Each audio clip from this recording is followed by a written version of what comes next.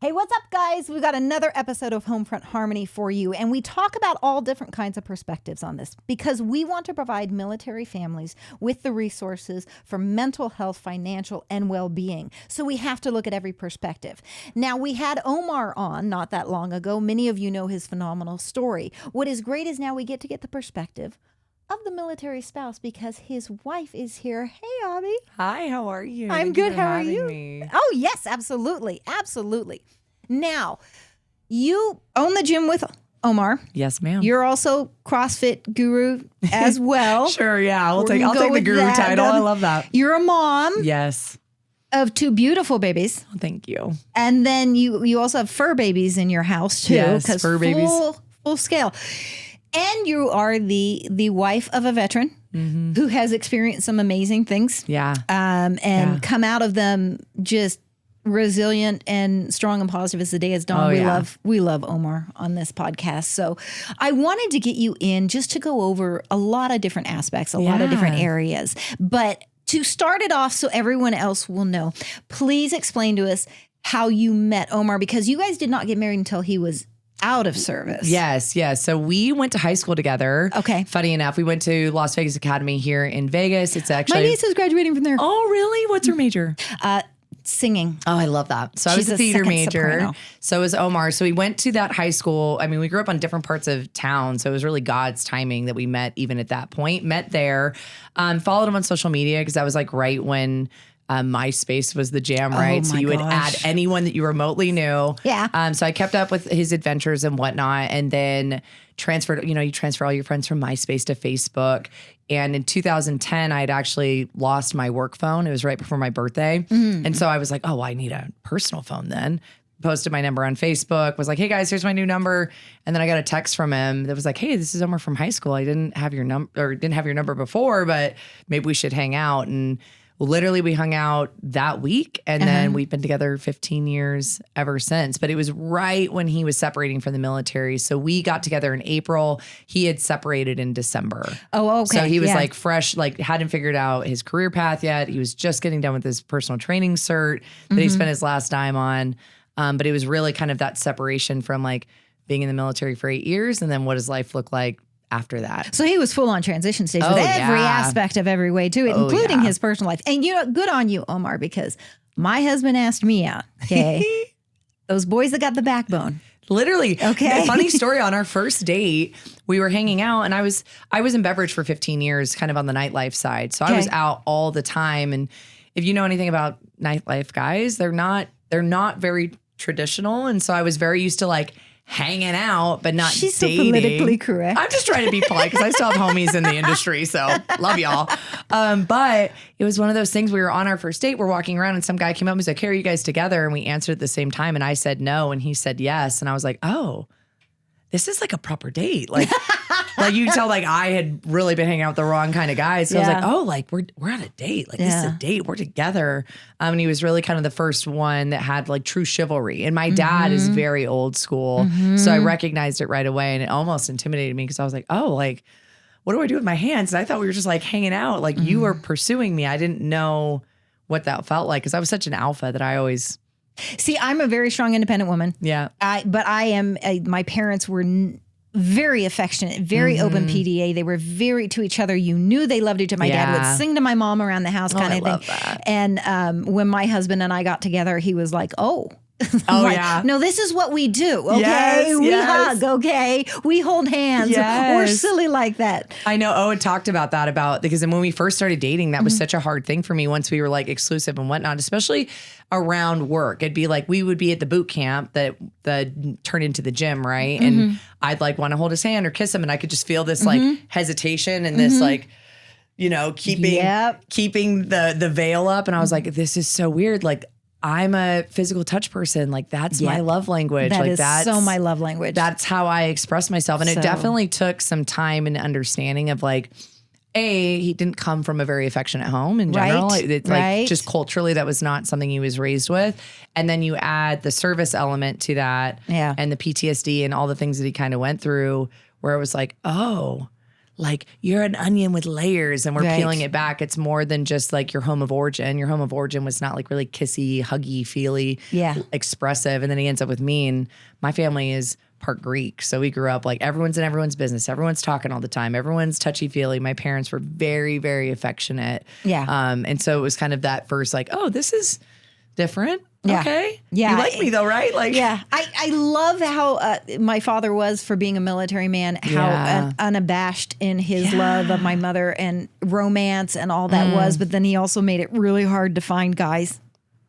To live up to that. live up to that level. For sure. So- you just still the right one. You just was waiting for the right one. It just took a little bit. 40 years. It's fine. Girl, It was fine. Girl, There you got him though. There we go. Better 40 years to be the right one than 20 years to be the wrong one. At the end of the day, when you goes. talk about all the stuff that leads your path to where it goes, it's so Totally. ironic how it worked out. And you knew all along where you were supposed to end up and supposed to be. Yeah. You know, there's people in your life for a reason. Always. Totally. And it's funny Always. because my dad would always tell me, starting in high school, just kind of prepping me for like the idea of a life mate. He'd always say, like, dating is a numbers game and marriage is a number game. The amount of people that you meet, the more people that you meet, the probably closer you're going to get to meeting the right one. And I remember when I was in high school, I actually had a long-term boyfriend at the time for like 5 years, my entire high school career, that I thought was the one. And my dad would be like, just always keep your eyes open because you don't know who you've met and when Right. they're going to pop back up in your life.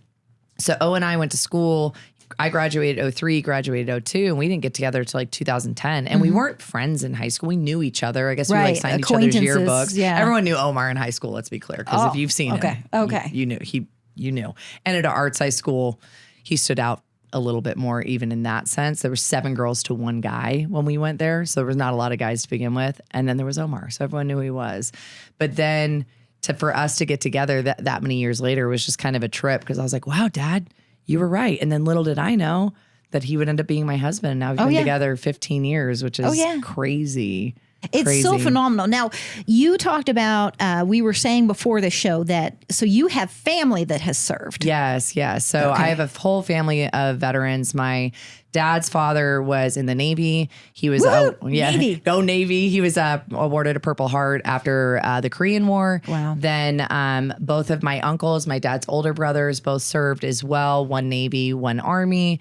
Woo. Then my stepbrother just separated from the Navy as well. Oh, wow. He was on the subs. He did a lot of nuclear work, I believe. Oh, wow. That's a Yeah. lot. Thank you for your service. Yeah, thank you, Tyler. And then my sister also married a vet who is a Marine vet.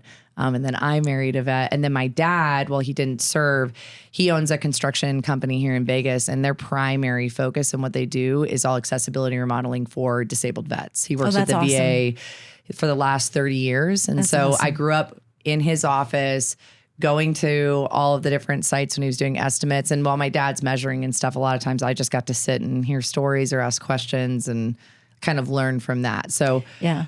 kind of surrounded by it in all different aspects. That's awesome. It is one of the things I tell people that it doesn't matter where I go. As soon as someone finds out my father served, Yeah. I have instant family, and I love that about the military. And it doesn't matter the branch. Yes, it really so doesn't. true. It's just and I love that to it. So all right, so you, Omar's in the middle of a big transition in his life. He's left his military service because Totally. he was out Yeah. when you started this he conversation. literally got right? out in December, and then we started talking the beginning of April. So I mean, it was fresh. Like he was unemployed, like kind of didn't really know what direction he was going to go. And I think at that time was still kind of wrestling with, because right before he got out, I don't think he mentioned this, right before he got out, there was another deployment going out, and he actually threw his name in the hat. And if he would have gotten selected to be able to go, he would have stayed in and probably stayed in for 20. But when he didn't, he took it as a sign to exit. So I think he was still even kind of wrestling with that decision. He knew he wanted to do his own thing, but didn't know what that thing was. And then enter me. And I was like full steam in my career path. And I'm sure that was kind of a interesting dynamic for him where it's like, okay, now he's with this like hyper-focused type A personality, career-driven person, and kind of in this flux, you know?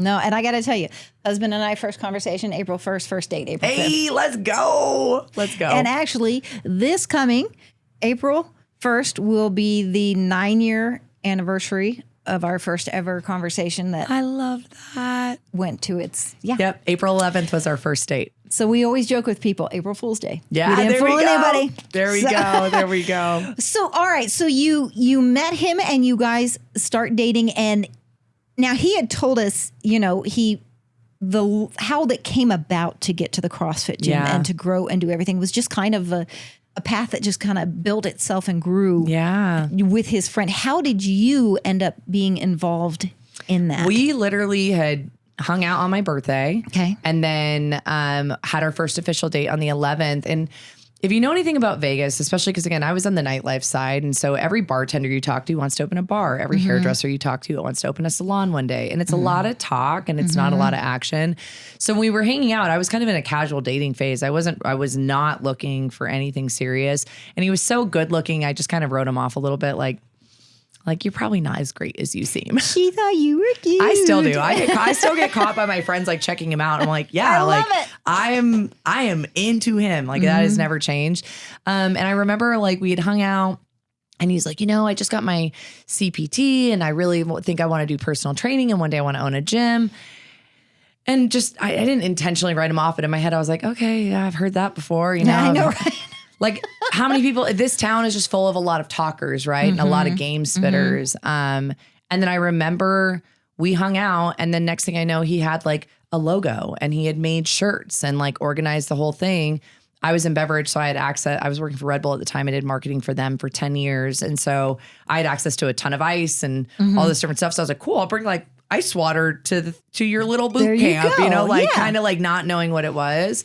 And then I showed up that first day and it was like he had taken it serious from the jump and he is just a man of action. Like is a man of few words in many ways, but I've learned over the last 15 years, if he says something, it's already done. Yeah. Like it's done. Like we're doing it. Yeah. Sometimes it scares me when he's like, we have a dream of doing an RV trip, a year-long RV trip because we homeschool our kids and just traveling. And when he first said it, I was like, oh no, I know this is going to happen because that's just how he is. And so literally from the very, very first boot camp, I had kind of provided the beverages and then I literally didn't miss a boot camp after that. Helped him kind of build the gym using some of my income because I was making good money at the time to help like buy equipment. We'd make a little bit of money. We'd buy more equipment, make a little bit of money, buy more equipment. And we were really like from our first date till now, like we've spent every day together. We were kind of inseparable. So I got to be a part, while I had my own career path at the time in marketing, I was a part of every step of his journey of what we were building and then getting in the brick and mortar and just being in awe of him for someone that went from when I first met him kind of being like, I think I want to do this, to him just being a man of action. Gotcha. And really a man of his word. Like if he says it, it's going to get done. He won't say it if he doesn't think it's going to happen. But in the beginning, I was not accustomed to that because Vegas has got a lot of talkers. My sister and I felt unusual for years because we were raised, our word is our bond. Yes. And so if I tell you I'm going to do this, I'm going to do this. And if I don't do it, I'm going to be devastated. The fact that it didn't get done and whatever reason didn't happen. So it's probably why I waited so long to actually marry somebody. To pick the right one, I wasn't going to make a vow. Yeah. Because you take your word serious. And I never had I never ran into that. I've had other people who had experiences where they did love someone and they did get married to them and it fell apart with whatever happened in the world. And that breaks my heart because you went into it with on the right thing. I didn't go into this at any point ever thinking that my life wouldn't just be with Jim, kind of thing to it. So it's an interesting perspective to look into it. And with the starting up of the new business. Yeah. Now, did he talk to you a lot about his military service? I had to dig a lot of it out of him. That's the usual. Yeah, totally. I mean, which I was, somewhat familiar with because I had a ton of friends too that were vets and that had served at different points. But the thing that was probably the hardest was I recognized a lot of his PTSD stuff early. Okay. And I was very gentle the way I would approach it with him because I wasn't trying to be disrespectful or insensitive to like what he had been through. And he also had a lot of tough stuff growing up, period, just with childhood trauma. But I would just gently have to be like, hey, like, I don't think that's normal. I don't think that that's like a normal response. I think that this might be from your service. Like I remember the first time I had stayed the night, I woke up the next morning and he's like sleeping like fully covered in this very, like it almost caught me off guard. And I kind of woke him up and was like, hey, like, you okay? And he's like, this is what's comfortable for me to sleep. And then after digging and after he'd done some therapy and stuff, he realized like that's how he learned to sleep because of all the mortars that were coming over and they were obviously like shooting off at different points when he was on base. And so it was just this thing of like covering his face and that's just how he sleeps. Or when planes would fly too low over the house. Like there were times he'd rolled off the bed, and the first time it happened, I thought he just like fell off the bed. Yeah, like rolled off the bed. Good dream. Yeah, totally. Yeah. And then realizing like, wow, this is deeper than even he realized at the time, right? Yeah. He was very, very good about keeping composure and compartmentalizing different parts of his life, even stuff he dealt with as a child that he thought was like quote unquote normal. Right. But as someone that had been through a lot of therapy on my own, through my own issues and traumas and whatnot, I was like, some of this stuff, I think you should dig deeper for your own healing. It's not, I was like, it wasn't about me and like necessarily how it impacted me at the time, because I didn't even recognize, I think maybe the impact that it was having on our relationship. But I recognized enough of the pattern to be like, I think you should talk to somebody. Yeah. I think that this is important and it doesn't make you weak. But especially like culturally where he came from, he's like, people in the hood don't go to therapy. That was always a conversation. I'd be like, I think you should talk to somebody. He's like, I'm not talking to nobody. Yeah. I'm not talking to a stranger about my problems. Like, what are they going to do? What do they know about me?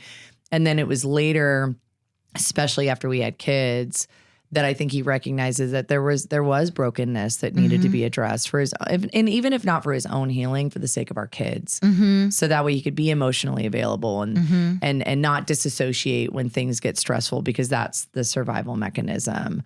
So I really got to experience what it was like, kind of like the thunder and lightning effect. It was like the lightning had already happened. It was all the thunder of what had happened from his service time.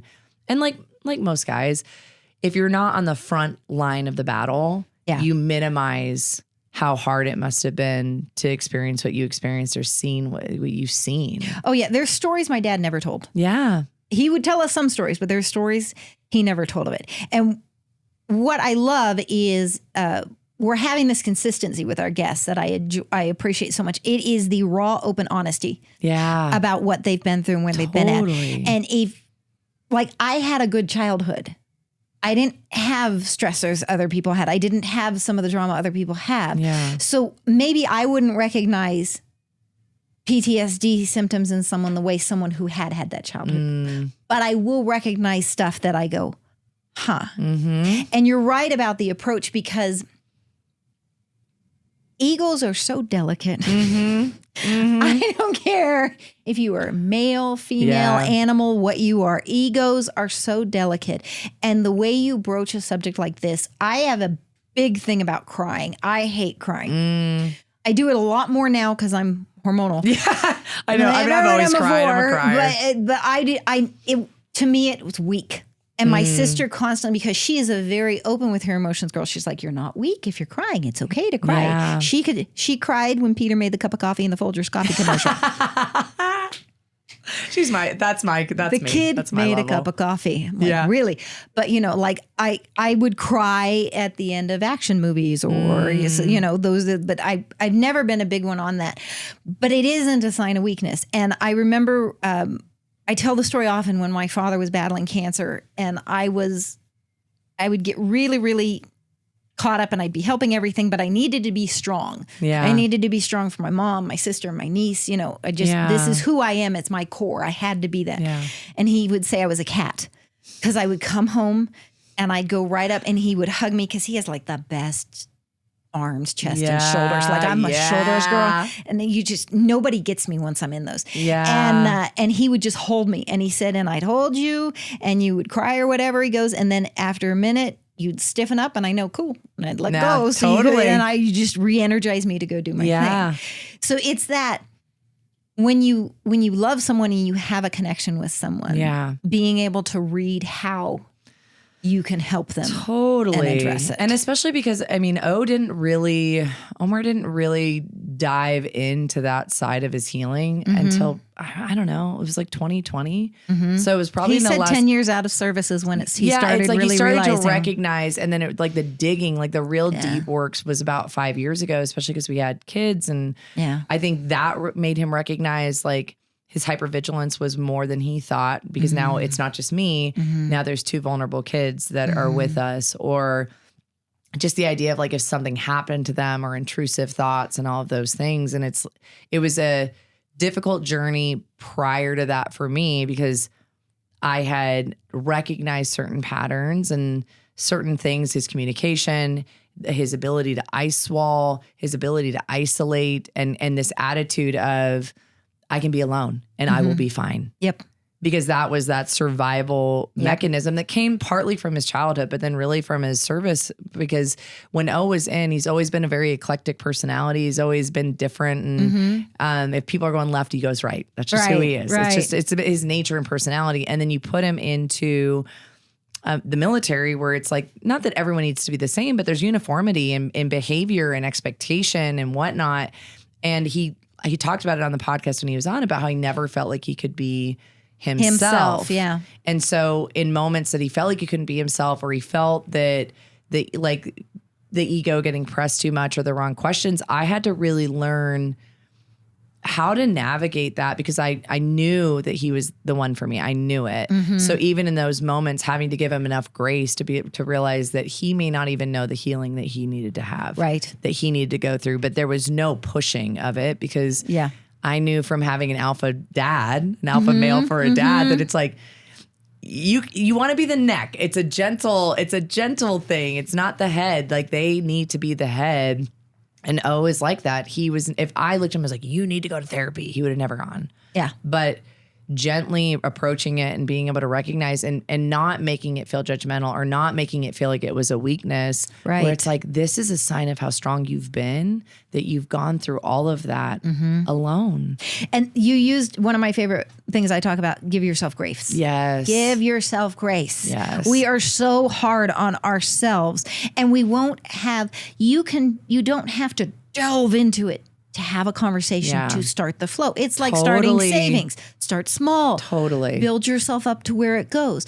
One of the hardest things I think people don't realize is that what hits most of us to our core is rejection. And there are so many forms of rejection. We think of the highlight ones where people literally tell us no. But there are so many ways that you can feel a rejection. You can feel a hurt. You didn't get the salary raise you thought you were going to get. Totally. You didn't get stationed where you thought. Those little things can chip at us. Totally. And I don't care if you served in the military or if you are a spouse. It's okay that stuff hits you. I don't care if you have no connection in the military. It is okay that stuff hits you. It is okay to reach out and talk to someone. You have value and worth. Totally. Okay. And it is, I find it's interesting now for me from a perspective of being that I'm dealing with hormonal changes with my age and where I'm at and how my mind goes. And my mother used to say she would be like out of body experience and could see herself talking to my father and go, why are you talking? Why are you doing that? Why stop. And couldn't make herself stop doing it. Yeah. I joke that it's, I call it the Power Ranger thing, because it's maybe just like my generation. So when the Power Rangers would morph from the Power Ranger to the Super Power Ranger, whatever it was, they'd be controlling the bot like in the head of the big monster. And I would tell Omar, like, during pregnancy, and I'm kind of entering into like perimenopause now. And it's that same feeling. Like, sometimes I'm like, it's like there's a different controller up there. Like, I don't know how else to describe it, to try to take him on the journey of what that's like. I'm like, it's like it's falling out of my mouth. But it's not really what I meant, and I can't stop myself. And sometimes that's the way it goes. And it is about grace, and it is about, I think, meeting your partner like where they're at versus where you want them to be. Like, I wanted O to be where he's at now 15 years ago. Right. But he wasn't ready to go into that. He wasn't ready to dive into his past hurts or to even allow there to be enough softness within him to recognize that what he went through was a lot. Yeah. Seeing bodies loaded day after day after day, it does something to you. Yep. It changes you as a person. But I think because he wasn't like a front line guy for many, many years, he'd be like, I'm fine. Everything's fine. I'm like, you saw the cost of it all and heard stories and were around people that lost people. And then as much as he loved Honor Guard, I'm like, you're then dealing, most of the time it was met with nothing but grace from the families. But there are the families that are hurt, that don't want to take the flag, that have pain. And you're having to keep composure in that moment. And we talk about rejection. It's like you're trying to show honor for someone that you didn't even need to know to honor them. Like, that stuff wears and tears on you as a person. It does. And he had always just was so good at like I swelling it out. I'm fine. Everything's fine. He dealt with some crazy stuff growing up even, and the way he would talk about it, I would be like, babe, like you think of it as an anthill and that's an Everest in your life. I can't make you see that. And in the beginning when we were younger, because we were like mid-20s when we got together, I would kind of try and be like, don't you see? Don't you see? This is a lot. Yeah. This is a lot. And then what I realized is that approach just pushed him Further away. Or when we would be in conflict, like it was so easy for him just to shut down and be like, I'm fine. I don't need anyone. Yeah. And we have this story that I like to tell that I'm like, and I are still together because of my stubbornness. He tried to break up with me over text message. He's going to love this story. Over text message. We'd probably been dating for like 3 or 4 months. Okay. But I was like, I'm grown. We don't break up over a text message. At the time he was borrowing my car because his car had also been stolen. And I had a company vehicle and we lived 45 minutes away from each other. I like drove to his house, like knock on the door. His brother answers. I'm like, I know your brother's home because my car's in the driveway because he's driving my car. Bring him to the door. And he like dies because I'm like, he's like, I thought you were a little crazy. I kind of liked it, but I thought you were crazy. But I just was like this. I recognized that pattern early. I'm like, this is what you do when things get uncomfortable and emotions come to the surface. We don't go through, we run. And I was like, so even if we're breaking up, that's fine. But you're going to tell me to my face, I'm going to take my car home too at the time. And then through that conversation, it realized that it's like, he just had never had anyone fight for him. Yeah. Like really fight past that point. People would just accept the stonewall. And then that played into the self-worth thing of like, oh, well, they left so easily. So I might not have been worth much. But I always joke we still talk to my my brother-in-law about that. I'm like, you remember when you answered the door? And I was like, get your brother. Right. He's talking to me. Well, the thing is, I don't think people realize like the military side of it adds an extra level of devastation you see. So when my husband and I met, he was a widower. Wow. And she was young. Wow. And unfortunately, she got sick and she passed, and he had to deal and handle with that. And I can still see residue of where he deals with that because he was taking care of her. He was all over, He loved the woman. She was his wife. Absolutely. Kind of thing to it. And so when you start dating someone like that, you're like, okay, she didn't do anything wrong. Yeah, it's not the same as like a bitter divorce. They didn't break up because it's just amicable. They didn't think that whatever. Yeah. This is a very different scenario. And I put pressures on myself that he didn't put on me. Yeah. And I know he kind of put some pressures on himself that I didn't put on him. And it's a dance, and we still do it. Totally. I think some people don't realize that with marriage, period, right? Like I think a lot of girls, especially in this era because of social media and Pinterest and all the things, is like we think about marriage like a wedding and not about like a bride, not being a wife, and then the longevity of that and the fact that like if I want to be married 50 years, there are going to be seasons that are hard. Oh yeah. There are going to be seasons where it's like you don't want to be nice or you don't want to give grace or you don't want, and we live in a society with the attention span of a goldfish, and then we don't have the tenacity for each other, that we're not there through the thick and thin. Like we don't take like you said, the vows are serious. Like for me, it's like it was a covenant with God before it was even with him. And I've always looked at him and said, divorce is not an option. Yeah. And we even went through a season almost 4 years ago where it's like we were having that discussion of like, do we want to stick this out? Right. Because things got so dark. But it's like I look now and I'm like, man, most people give up back then. Yeah. And we're on the other side of that. And it's like we've never been more in love. We've never been more on the same page. We've never like been thriving at this level, but it required grace and tenacity and the dance of sometimes you're going to have to be the strong one and kind of pull us through this. And other times it'll be me and meeting each other where you're at and understanding that sometimes you're going to be ahead and looking back and like waiting for them to catch up. And other times it's going to be the other way. Sometimes people just get ahead or they change and they look back and it's like, that's too much work. Like I'm not willing to get through the uncomfortable. But I always think like, if I want to be married 50 years, a bad 6 months, a bad 3 months, a bad year, that's nothing. That's a drop in the bucket when you look at the aggregate of what you're trying to accomplish. Yeah. And I don't think that people they don't take it as serious where it's like, when I said I do, I meant it. I do. I think it feels like there's an escape route. Yeah. Because it's scary. It totally. is. It's hard. It's scary. And then if you have someone who served in combat. Yeah.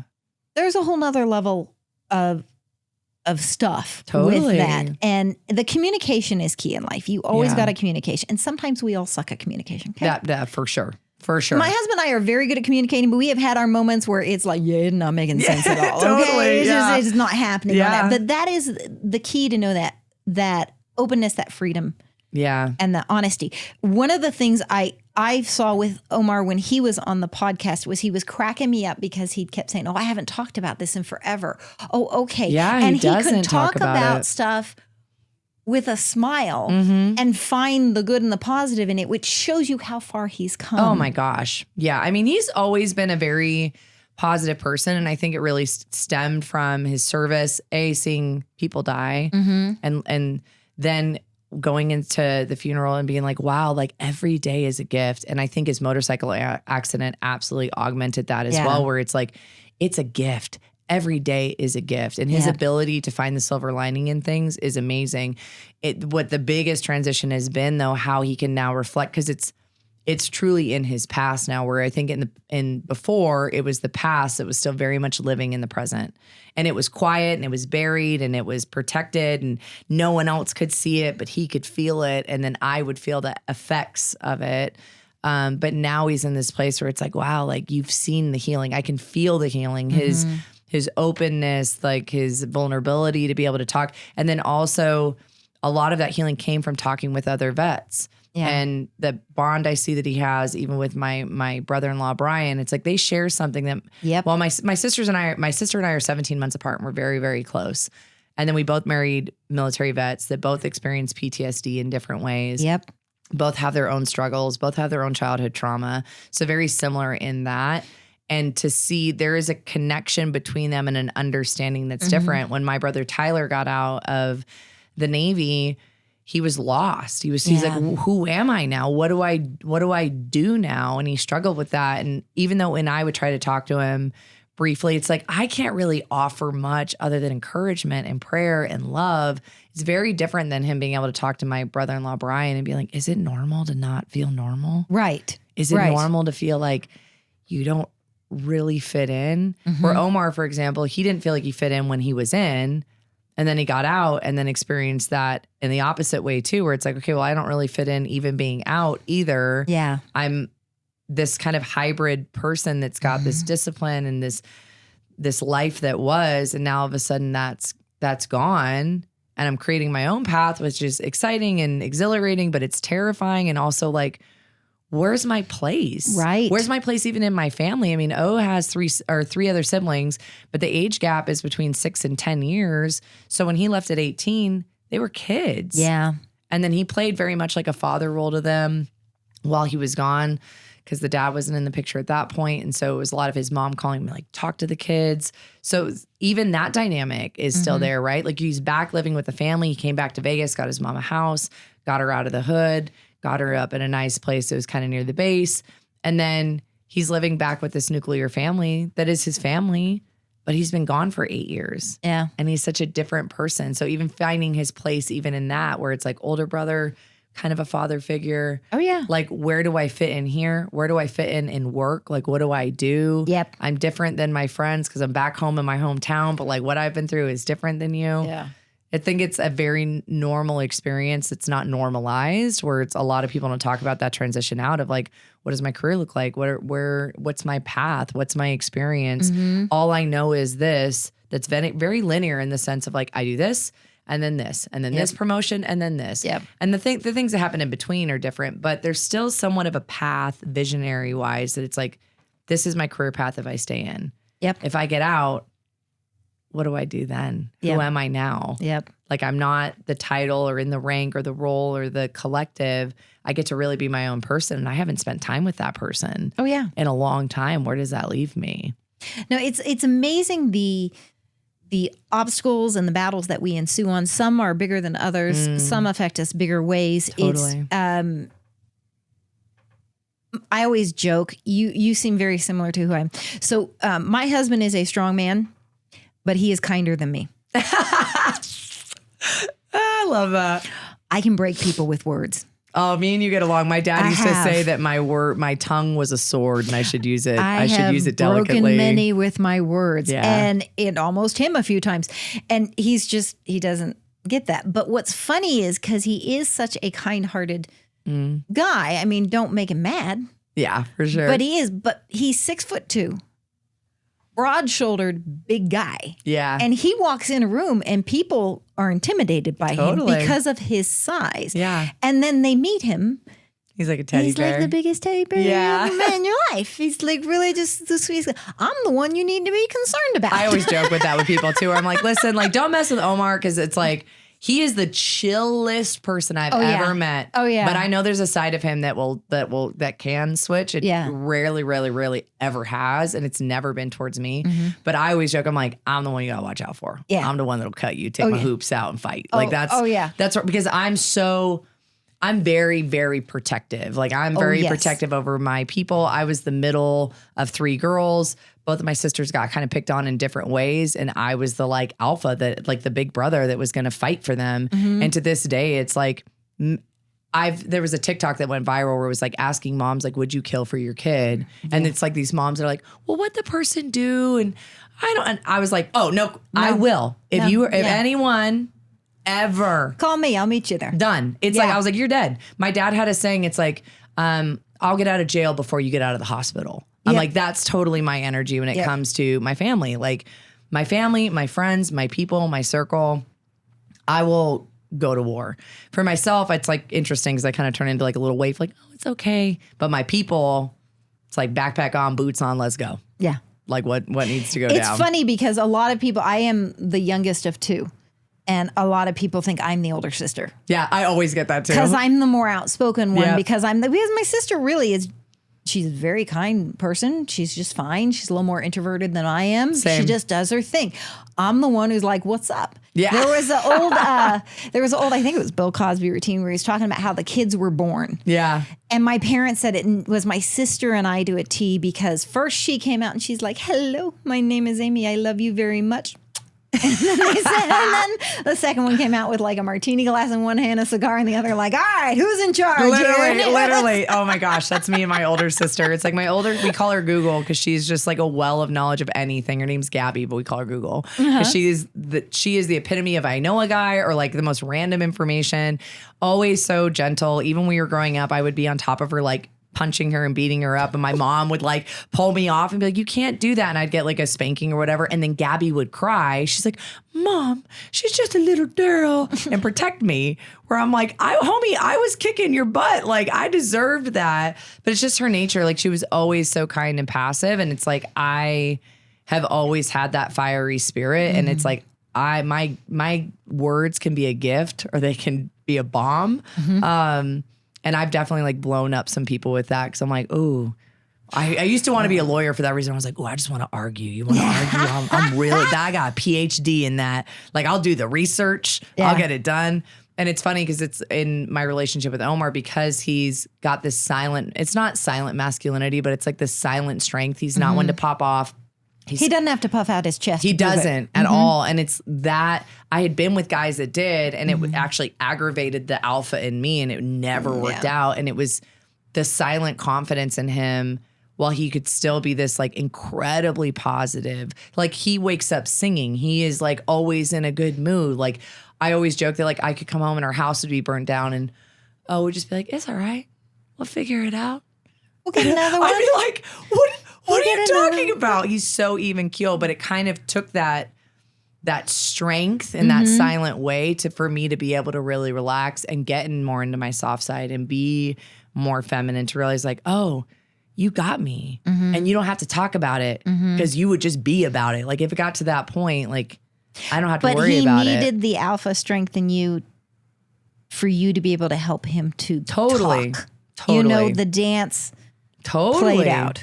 It totally did because I'm very stubborn and I'm very empathetic and I feel like I can feel people and I could feel him. He didn't have to say things. I could feel it on him, whether it was stress or the hypervigilance or lack of sleep or lack of self-worth or any of the stuff that he was dealing with, the pain he's in all of the time. I could feel it dripping off of him. And I was not going to settle with it's fine. Yeah. But I also knew that it's like I had to be that gentle hand in getting him to know that he deserved to get help to unlock that part of himself. Yeah. Because considering where he grew up from, he grew up literally with nothing.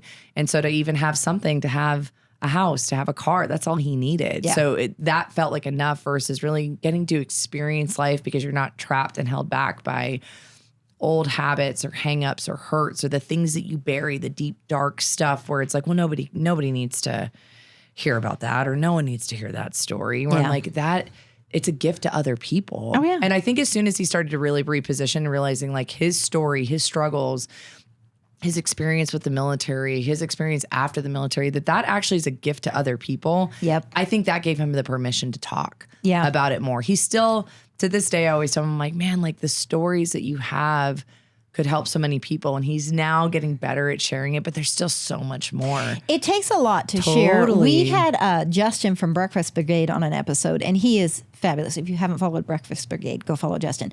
But he talks honestly about what he went through with PTSD. And he said one of the things is maybe you're not ready to talk about it, but someone needs to talk to you. Yes, that part. That's so good. And letting them talk to you and realizing I went through something similar or that started that can really help the process going. It's not always you have to be the one that jumps off the cliff. You know, sometimes it's just the simplest of steps. And to know that you're not alone in it, right? Because I think, I think we live in a culture right now that like does not put men on the pedestal that they deserve to be on. I see it all the time where it's like toxic masculinity. And then I drive down the street and I'm like, well, we wouldn't have streets. I don't see a lot of women lining up to do some of the work that men do. And not that they couldn't, and not that there's not women that don't, but collectively you don't see that. And I think men, especially from the generations that we came from, was like, don't cry, don't this, da da da da da. And so we went from don't talk about any of it to then a culture now that I wouldn't say embraces masculinity and the things that make men our protectors and our leaders and whatnot. Then all of a sudden now it's really not the time to talk about it. I wasn't supposed to talk about it or cry when I was little and deal with all my stuff. Now I live in a culture where it's like, if I talk about it, I'm either weak and or I'm making it about me, and it shouldn't be about me right now. And I think it's so important that men have other men or other people that have been in service, that have walked those steps, to be able to give the permission to talk about it, but to realize like you're not alone in it. And things land different for other people. And your hurt is different than my hurt. We could have gone through the same experience and come out with a different result on how it impacted us. And sometimes I think people don't feel the permission or have the space or ability to know that their story it's not making it about you. Yeah. A lot of the times your story gives permission to other people to heal, for other people to seek help, for other people to realize like, oh wow, like I'm not alone in that. I'm not alone in the hurt or the fear or the old habits or hangups or nightmares or the things that people go through. I mean, I think there's a whole generation of people that are hurt, that have been stuck in the hurt because no one's opened up the dialogue, or there wasn't resources like your podcast, right? Where I can even just passively tune in and find healing and passively be a part of a collective that exists. Yeah. And I feel like, so there's such a confusion. Stevie's going to get a little harsh for a minute, but we'll hang on. Let's go. The tongue is harsh. Because we talk about the toxic masculinity and men and we're, and I am not a fan of the toxic. Okay. If you need to piss on your territory to show me how strong you are, my balls are bigger than yours. Okay. But on the other hand, if you are a strong, intelligent human being, male, female, whatever you are good at something, you can build, you can do. I can't open certain jars in my house. Yeah.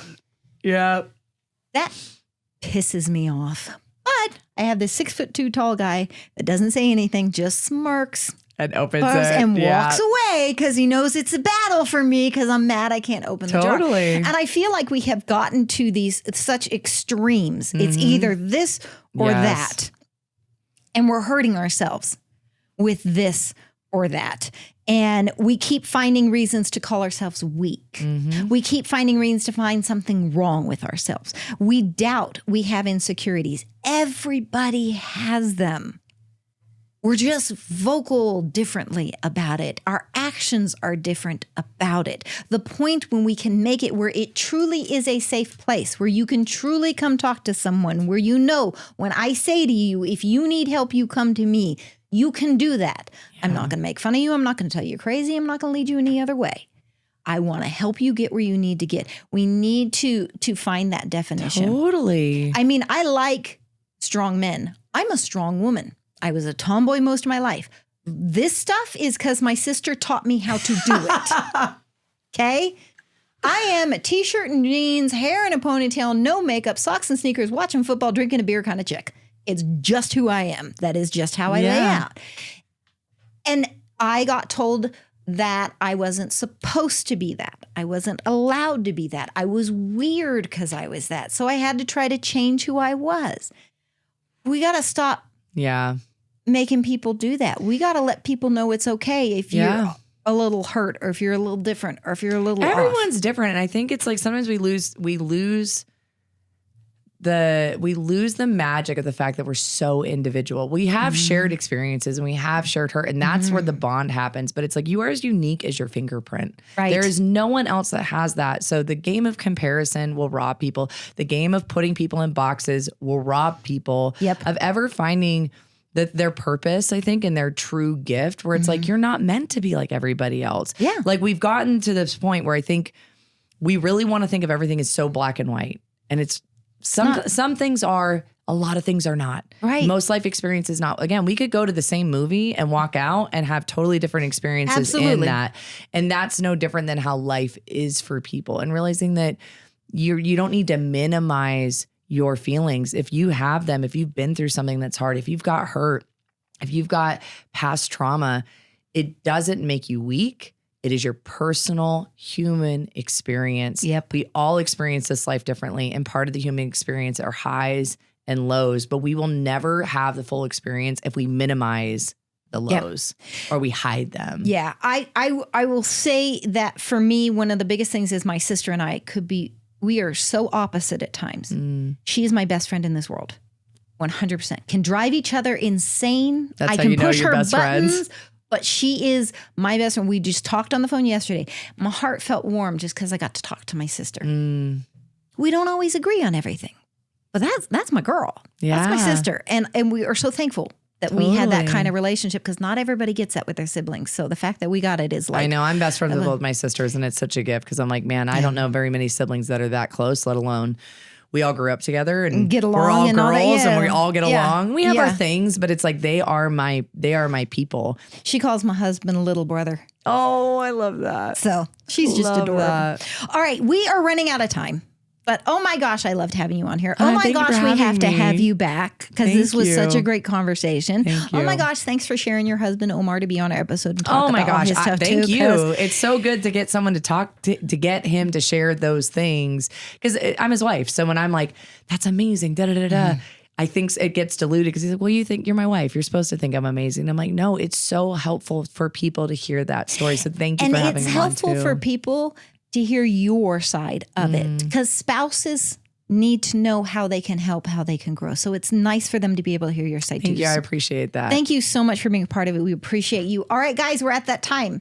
Like, share, follow Facebook, Instagram, Spotify, Apple Podcasts, YouTube. Website is coming with links to resources for you. I hope you guys have a wonderful rest of your day. We'll see you next time.